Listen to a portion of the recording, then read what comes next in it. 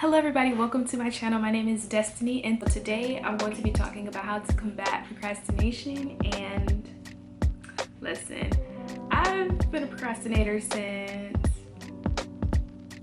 probably high school, and it's only just progressively gotten worse. And now with me trying to go back to school and trying to take these tests or these exams and everything, I'm being tested personally. It's harder like when you're working full-time and you're trying to go back to school, and so you have to sacrifice more of your free time to study so that you can take the exam to further yourself. So I had to implement some things so that I can work, just better myself.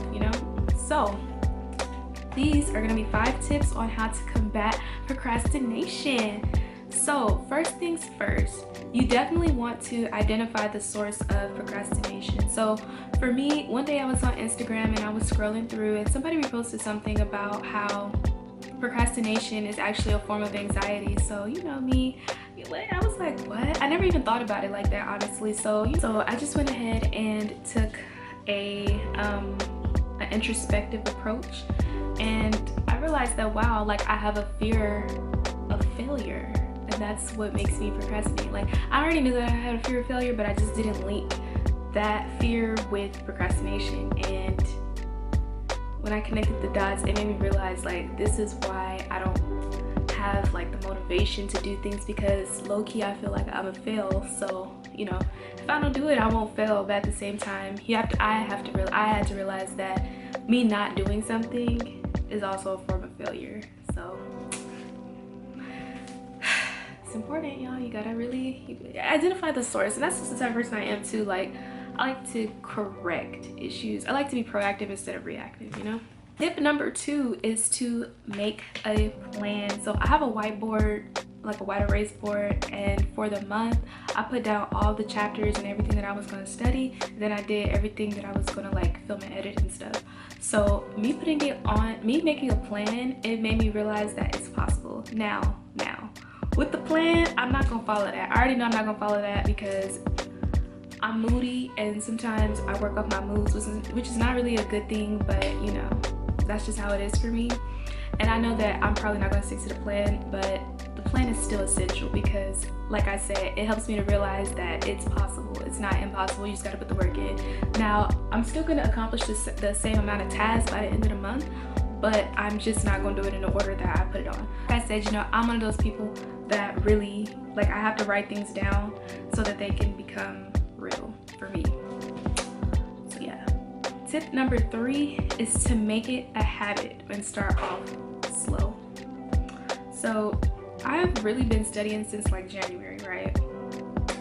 And I would just do like half a chapter, just a few pages, but you have to keep being consistent, even if it's a small thing, even if you're just reading like a page a day, even if you're just doing one little tidbit per day, just keep doing it and make it a habit. Once you make it a habit, it's easier to incorporate it into your schedule, it's easier to incorporate it into your day, and you're able to stick with it once you just build that consistency. It does take a while, but you really do have to do that. And like I said, don't be like, you can't get mad at yourself for just doing 1 page a day. Just give yourself time. Like me, I give me a lot of time to do stuff because I know how I am. I give myself time to adjust and give it time so that I can, just start slowly working it into my everyday life. So tip number 4 is that you just want to do it. You really have to put pressure on yourself and make it feel like you're running out of time. So with me in studying,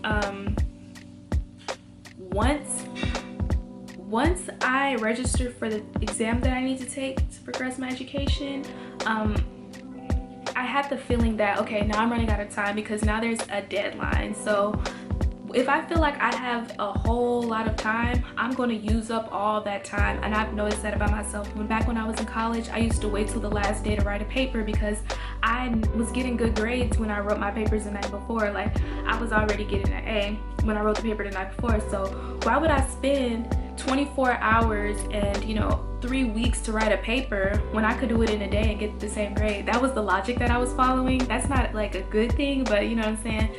That's what I was following, and it worked for me. It did work, but it's not gonna work for every situation. So like I said, once I registered for that test and I had a deadline, I had to do something by this date, and it's firm, and I know I have to do a lot of preparation, that really put pressure on me, and it made me just want to go ahead and get it done.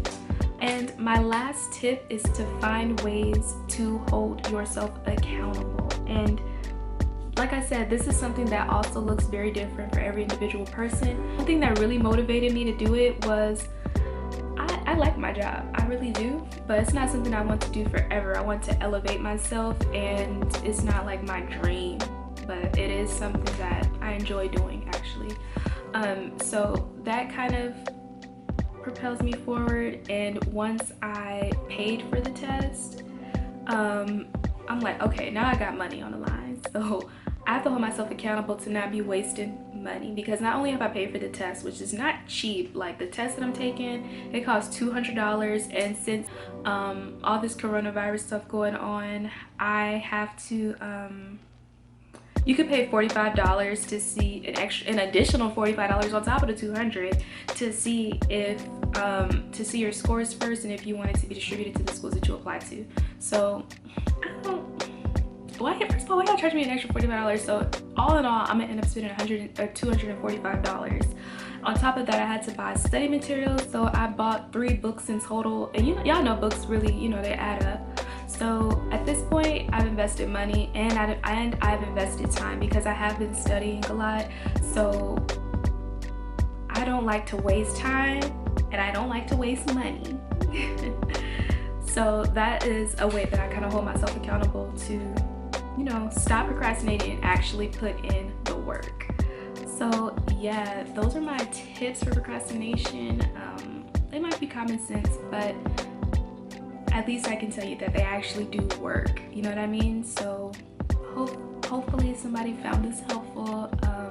Yeah, I hope you guys have an amazing, awesome, blessed day, and that y'all are just, thriving.